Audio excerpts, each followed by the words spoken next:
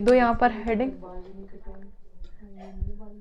Intensity diagram देख लो अब ध्यान से फटाफट से, 2 टॉपिक और है। ये रहा इंटेंसिटी डायग्राम।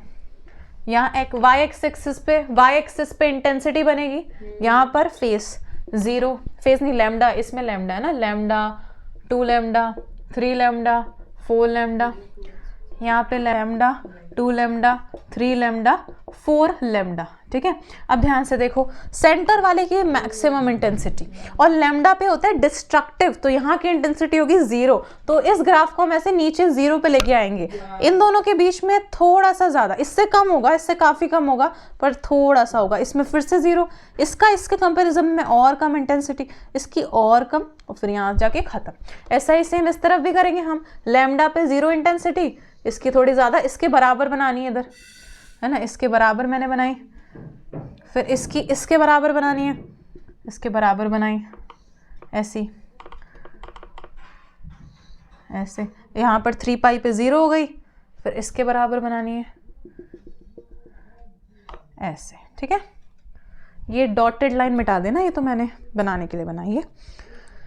इंटेंसिटी का ध्यान रख लो एक बार कि I0 मैक्सिमम इंटेंसिटी ले ली हमने। जो फर्स्ट ब्राइट फ्रिंज बनती है ना, इसकी इंटेंसिटी होती है I0/3², मतलब I0/9। इसकी होती है I0/5², इसकी होती है I0/7², मतलब ऑड नंबर्स का स्क्वायर हो रहा है। ठीक है, ऐसे इसकी I0/3² यानी कि 9², इसकी I0/5², इसकी I0/7² में इंटेंसिटी होती है। यहाँ लैम्डा, जितने भी डिस्ट्रक्टिव इंटरफेरेंस हो रहे हैं, यहाँ पर मिनिमम इंटेंसिटी 0 इंटेंसिटी है, I = 0। यहाँ 2 पाई पे भी I = 0, I = 0, I = 0, I = 0, I = 0, I = 0, I = 0। ये बनाओ डायग्राम। अब इंटरफेरेंस और डिफ्रैक्शन में, इंटरफेरेंस और डिफ्रैक्शन में डिफरेंस क्या होता है? बात तो सही है। हाँ, इंटरफेरेंस में हम 2 कोहेरेंट सोर्सेज यूज करते हैं, 2 कोहेरेंट सोर्सेज। सेम वेवलेंथ होती है, सेम फ्रीक्वेंसी और इसमें इनफाइनाइट कोहेरेंट सोर्सेज, क्योंकि एक प्लेनर था ना, प्लेनर वेवफ्रंट में बहुत सारे पॉइंट्स थे, तो इनफाइनाइट सोर्सेज होते हैं।